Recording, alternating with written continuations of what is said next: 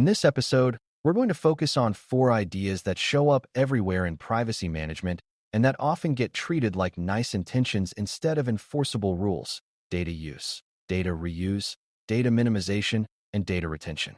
These ideas matter because they determine how much personal data your organization touches, why it touches it, and how long it keeps it. When those boundaries are clear and enforced, privacy risk drops because there is less data to expose, fewer ways it can be misused, and fewer years of history sitting around waiting to become a problem. When those boundaries are vague, risk rises because systems and teams naturally expand what they collect and keep, especially when new features, analytics, and business pressures appear. The goal today is to help you understand what it means to set limits that are not just written down, but actually enforceable in daily operations. You'll learn how to translate broad privacy principles into specific rules that can be implemented through governance, process, and technical controls. By the end, you should be able to describe how to define acceptable use, prevent inappropriate reuse, minimize collection, and manage retention in a way that holds up when people are busy and things change. Before we continue, a quick note. This audio course is a companion to our course companion books. The first book is about the exam and provides detailed information on how to pass it best.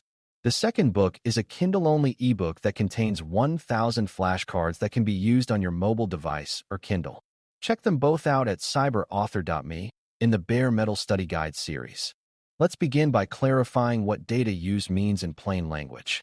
Data use is the set of activities your organization performs with personal data to achieve a defined purpose, such as providing a service, delivering a product, paying employees, or responding to customer support requests. The risk is not that using data is bad, but that use can drift away from the original reason the data was collected. That drift can happen slowly, like when teams reuse a data set because it is convenient, or quickly, like when a new feature uses existing data in a way that people did not expect. Setting limits on use means defining the purpose in a way that is specific enough to guide decisions and broad enough to support legitimate operations. If your purpose is described as improve our business, it is too broad to enforce because it covers almost anything. If your purpose is described as deliver invoices and provide account support, it is specific enough that a new marketing profiling project would clearly be outside the boundary unless separately authorized. Enforceable limits start with purpose clarity because you cannot enforce a boundary you cannot describe. Now let's define reuse, because reuse is where many privacy problems begin. Reuse is using personal data for a new purpose that is different from the original purpose, or sharing it with a new audience that was not part of the original context. Sometimes reuse is legitimate, like using transaction records to detect fraud, because fraud prevention is closely tied to protecting the service and the individual. Sometimes reuse is questionable, like using support chats to train a model for unrelated product development, or using sign-up data to target advertising without clear notice. The word reuse can also hide smaller moves, like combining data sets to create new profiles or making data available to new teams. Privacy management treats reuse as a risk because it can violate expectations, reduce fairness, and increase harm even if the data never leaves the organization. So enforceable limits on reuse require both a rule and a gate. The rule defines what kinds of reuse are allowed, and the gate defines how proposed reuse is reviewed, approved, documented, and monitored. Minimization is often described as collect only what you need, but for enforcement you need more than a slogan. Minimization means limiting data collection, access, and storage to what is necessary for the defined purpose. That includes limiting fields, limiting who can see data, limiting how long it stays, and limiting the creation of unnecessary copies. A beginner-friendly way to think about minimization is to treat every data element as a cost, not just as a resource. Each field you collect increases breach impact, increases rights request complexity, and increases the chance of misuse. Minimization becomes enforceable when it is built into product and process decisions, like requiring a justification for each data field in a form, defaulting to the least sensitive identifier needed, and avoiding free text fields that encourage people to type sensitive information that is hard to control. Minimization is also enforceable when systems prevent overcollection, such as by making optional fields truly optional and by rejecting inputs that are not needed. If you depend on people remembering to minimize, you do not have minimization, you have a hope. Retention is the fourth piece, and it often becomes the hardest to enforce because it touches both business habits and technical architecture. Retention means keeping personal data only as long as necessary for the purpose, and then deleting it or anonymizing it so it no longer identifies individuals. Organizations keep data for many reasons, including legal requirements, audit needs, customer expectations, and internal analytics. Some of those reasons are valid, but retention becomes risky when it is vague, indefinite, or inconsistent across systems. Enforceable retention means you can answer three questions. Why are we keeping this? Where is it kept? And when will it be removed? The enforcement part comes from having retention schedules that are tied to data categories and systems, plus mechanisms that actually execute deletion or de-identification. If your retention schedule says delete after 2 years, but backups and logs keep the data for 5, the retention rule is not operationally accurate. Retention enforcement requires alignment between policy and system behavior. To set enforceable limits, you need to translate these ideas into concrete statements that can be implemented. For-use limits. That often means defining a small set of permitted purposes for each data category and system, then explicitly stating prohibited uses.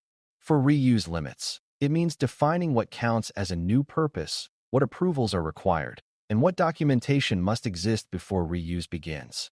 For minimization, it means defining required versus optional fields, defining who should have access, and defining what data should never be collected in certain workflows.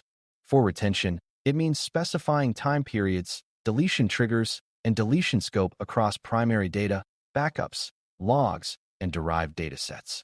The key is to write limits in a way that can be checked. If a rule cannot be checked, it cannot be enforced.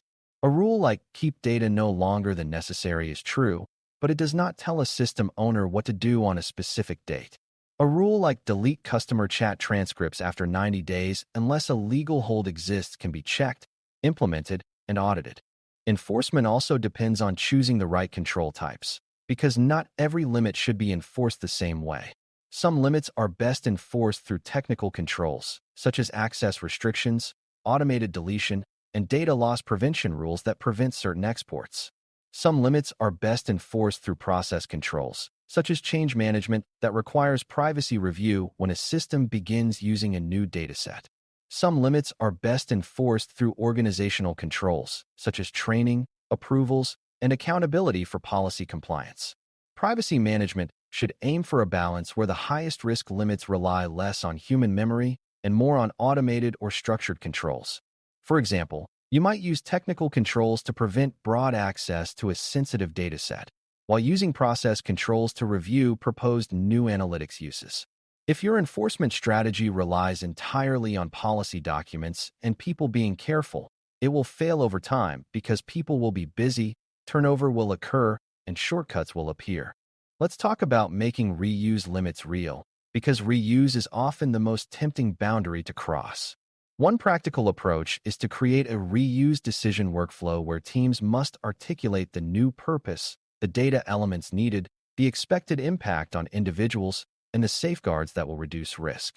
Even without naming a specific template, you can understand the concept. The team must justify why reuse is needed and why it is compatible with existing commitments. The privacy manager then evaluates whether the reuse is consistent with the original context, whether additional transparency is required, whether minimization can be improved, and whether retention should be shortened for the reused dataset. Enforceability improves when the organization treats reuse as a change that triggers review, rather than as an informal decision made by whoever has access to the data. This is also where access control becomes an enforcement tool, because limiting who can access datasets limits who can quietly reuse them. In other words, reuse limits are not only policy limits, they are access and governance limits. Minimization becomes enforceable when you treat collection as a design choice that must be justified, rather than as a default. For example, when a team designs a sign-up form, each field should have a clear reason tied to a purpose, and optional fields should not silently become required through social pressure or misleading design. Minimization also applies after collection, like limiting what customer support staff can see or masking certain identifiers unless needed.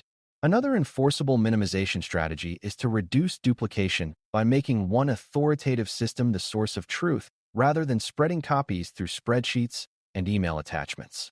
Minimization is also about preventing uncontrolled free text storage, because free text often contains sensitive information that the organization did not intend to collect and cannot easily classify or delete. When privacy teams help product and operations teams make these choices early, minimization becomes part of the build, not a cleanup project. Cleanup projects are always harder because data sprawl has already happened. Retention enforcement is where you often need to bridge privacy intent and technical architecture. You can set time limits, but systems must be able to execute them. That means you need to know where data resides, how it is indexed, and whether deletion is possible without breaking the service. Retention also requires handling exceptions, like legal holds, disputes, fraud investigations, and regulatory retention requirements. Enforceable retention policies make exceptions explicit and controlled, rather than becoming a permanent excuse to keep everything forever. Another practical challenge is backups, because many systems keep backups for resilience and may not support immediate deletion from backups. An enforceable approach acknowledges that reality and sets backup retention periods, access restrictions, and restoration procedures that avoid reintroducing deleted data into active systems.